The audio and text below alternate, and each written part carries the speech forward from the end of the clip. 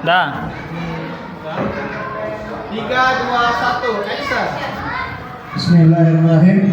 Assalamualaikum warahmatullahi taala wabarakatuh.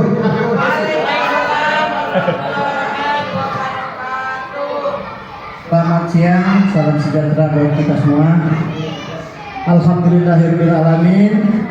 Hari ini kita bisa berkumpul di ruangan ini dan saya ucapkan terima kasih banyak Bapak Ibu guru, terutama kepada Bapak sekolah yang telah sudi untuk hadir di sini dalam acara diseminasi budaya positif di sekolah, yang dimana ini adalah suatu kegiatan yang akan saya sampaikan. Saya sebagai calon guru penggerak Angkatan 11 Kota Batam, perkenalkan nama saya Firman. Ya, di sini sebetulnya kami untuk melengkapi aksi nyata kami, bukan untuk mensosialisasikan aksi nyata. Jadi,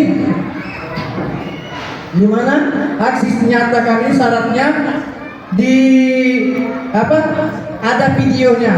Video ini menyatakan bahwa kami telah menyampaikan gagasan kami yang untuk dibuat aksi nyata. Nah, di sini saya akan menyampaikan sedikit tentang diseminasi budaya, merupakan pengimplementasian budaya positif di lingkungan sekolah. Ya.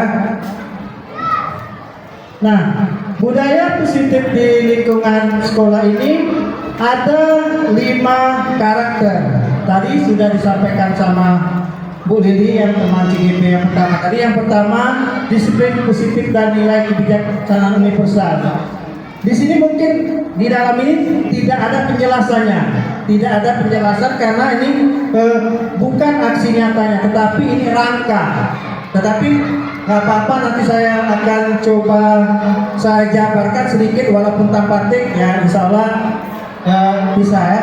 Untuk yang disiplin ini ya dari pihak universal. Jadi di mana kita di sekolah ini harus menanamkan sifat disiplin kepada seluruh anak. Karena sebagus apapun guru, sebagus apapun ilmu anak, tanpa disiplin tidak akan ada artinya. Ya, kunci pertama di dalam kita mengajar itu harus disiplin, baik itu secara administrasi maupun secara pelaksanaan di lapangan. Yang kedua, teori motivasi hukum dan penghargaan. Nah, setiap teori yang kita laksanakan hendaknya sesuai dengan yang kita lakukan, ya. Dan juga penghargaan, hukuman. Dimana kalau kita melaksanakan suatu hukuman, pasti ada lawannya penghargaan. Tadi juga sudah disampaikan sama Bu Lili, ya, untuk yang ini. Yang ketiga, kebutuhan manusia. Nah, kebutuhan manusia itu ada 5 tadi, ya.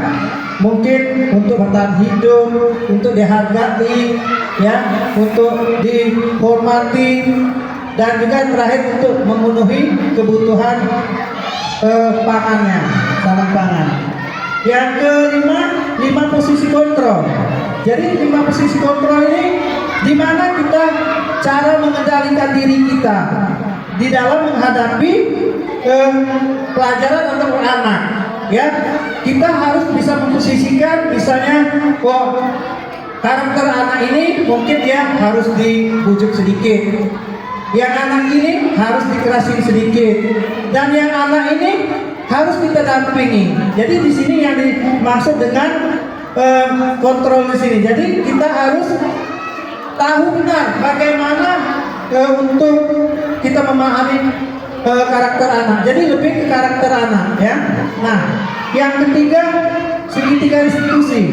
Jadi yang dimaksud segitiga diskusi ini gini. Kita misalnya memecahkan suatu masalah itu antara anak, guru, wali murid, atau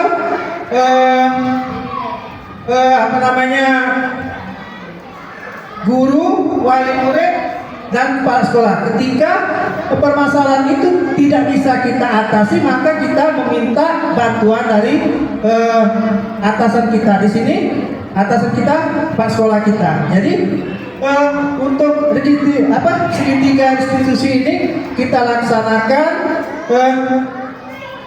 ketika kita untuk memecahkan masalah. Jadi dia saling berkaitan. Salah satu contohnya kemarin, kalau nggak salah anak kita bernama Jojo ya. Nah ini kan segitiga, Jojo siswa, wali kelas dan Pak sekolah. Kenapa ini dilakukan? Ya kita untuk bagaimana permasalahan ini kita selesaikan sama-sama. Gitu Bapak ya. Nah, kembali kita ke budaya positif. Budaya positif di sekolah bertujuan untuk menumbuhkan motivasi intrinsik warga sekolah. Motivasi intrinsik merupakan kemampuan diri sendiri untuk menangani masalah yang dihadapi dengan bertanggung jawab. Oleh karena itu, budaya positif sangat diperlukan oleh sekolah agar dapat memberikan lingkungan yang nyaman dalam pendidikan. Sekolah idaman merupakan sekolah yang sesuai dengan cita-cita. Lantas, bagaimana cita-cita pendidikan pada sekolah? Sekolah tentunya tempat untuk menuntut ilmu dengan keadaan yang nyaman, untuk mengembangkan bakat yang dimiliki. Keadaan nyaman di sekolah dapat diciptakan dengan sekolah tanpa penindasan, bullying, dan kekerasan oleh semua warga sekolah. Ya, jadi ketika kita menginginkan sekolah itu nyaman, gurunya nyaman, kita harus menghindari yang hal-hal seperti ini. Bagaimana kita bisa melakukan? Tidak ada lain, kita berkolaborasi berkolaborasi ya. Jadi kerjasama. Jadi kuncinya di sini untuk mendapatkan hal yang nyaman seperti ini, kolaborasinya harus ditingkatkan, ya. Jadi tidak ada sekolah yang hebat tanpa kerjasama yang bagus. Seorang kerjasama hebat, tetapi dia sendiri tidak dibilang hebat. Ketika dia dibilang hebat, ketika dia melakukan kerjasama yang sebaik-baiknya. Nah, kita kembali lagi budaya positif. Budaya positif merupakan paradigma untuk menyelesaikan masalah melalui motivasi intrinsik orang yang memiliki masalah. Ketika dihadapkan dengan masalah, maka orang tersebut yang harus menyelesaikan dengan cara menggali nilai-nilai positif yang ada. Jadi setiap permasalahan itu pasti ada nilai negatif dan positifnya. Di sini kita dianjurkan untuk mencari yang positifnya aja, supaya permasalahan itu tidak berlanjut-lanjut. Jadi kita menilai permasalahan itu, nilailah yang positifnya, ya. Selanjutnya,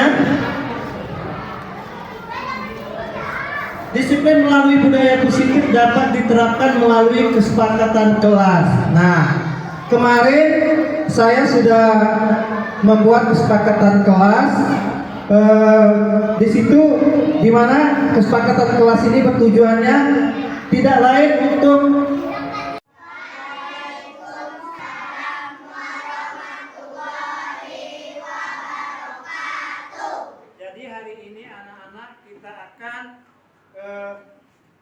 melakukan kesepakatan kelas. Kesepakatan kelas itu adalah aturan. Aturan ini dari anak untuk anak. Ya, setuju? Setuju. Nah, nanti Bapak akan membagikan kertas ini, anak-anak tulis apa kepinginnya kesepakatan kelas nih. Misalnya tidak boleh membuang sampah sembarangan. Nah, nanti anak tulis di sini. Nah, setelah itu nanti kita tempel di sana hasilnya di di papan tulis. Nah, kita akan cari siapa yang istilahnya itu kesepakatan yang paling bagus. Paham, Nak? Ya. Jadi nanti juga semuanya kesepakatan kelas ini gunanya apa? untuk kita supaya kita lebih disiplin. Ya, karena bagaimanapun hebatnya anak, bagaimanapun pintarnya anak, kalau tidak disiplin maka susah untuk lebih baik atau lebih maju. Ya, orang yang pintar pasti dia disiplin. Orang yang hebat pasti disiplin. Makanya hari ini Bapak akan menerapkan salah satu contoh disiplin, yaitu kita akan membuat kesepakatan kelas. Setuju nak ya? Nah, ini Bapak akan bagikan, nanti anak tulis kesepakatan kelasnya yang bagaimana ya. Silakan ditulis nanti. Nah, silakan ditulis. Nah, boleh dikasih nama, misalnya Nadir. Oh Pak, saya inginnya apa namanya begini, tidak boleh membuang sampah sembarangan. Itu ya.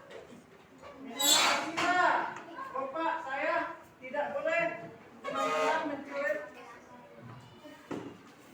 meja atau apa ya.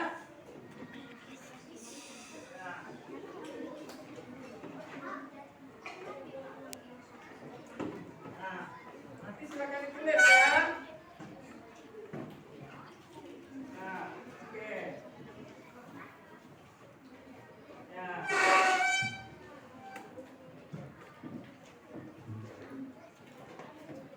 Garis sebelah. Garis sebelah. Nih.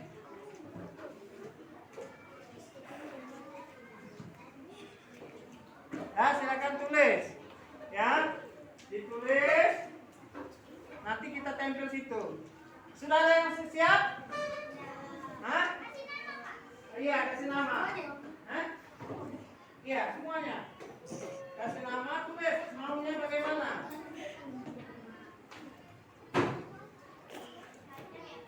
Hah? Iya, nama panjang. Sudah ada yang sudah siap?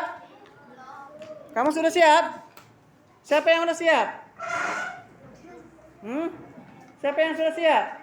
Ah, sini, silakan tempel sini, Nak. Tempel di sini ya. Ya. Silakan ditempel. Tempel sini.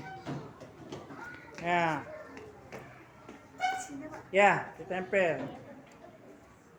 Ada lagi? Ada lagi? Ya udah, tulis saja.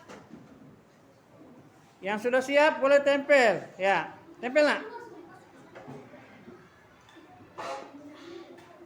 Udah, silakan. Cepat. Waktu jalan.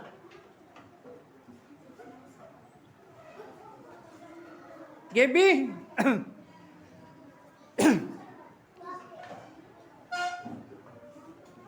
Ayo, waktunya ayo. Jangan lama-lama.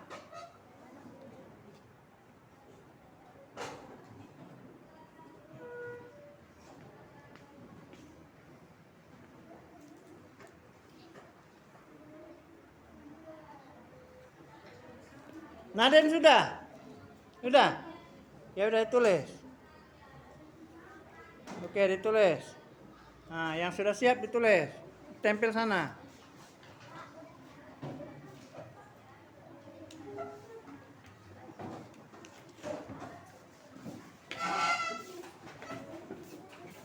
Nah, silakan ditulisnya. Boleh tempel ya.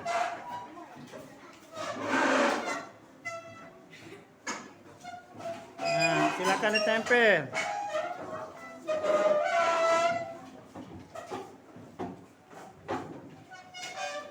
Ke bawahnya boleh.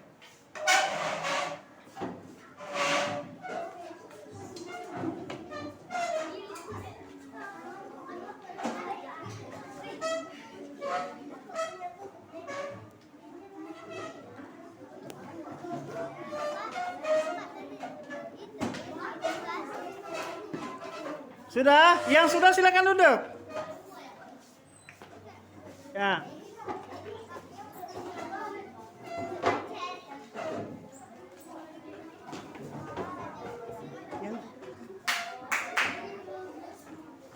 Gaby. Sudah nggak? Nah, nanti semua tulisan ini kita akan pilih. Tidak akan Bapak ambil semua. Mungkin nanti Bapak ambil 5. Kira-kira mana yang peraturan ini yang setiap hari sering kita langgar, tetapi itu sangat perlu kita lakukan yang tidak langgar. Contoh, di sini tidak boleh buang sampah sembarangan. Ya, itu bagus. Datang tepat waktu. Ya. Piket harus menjalankan piketnya. Apa ini?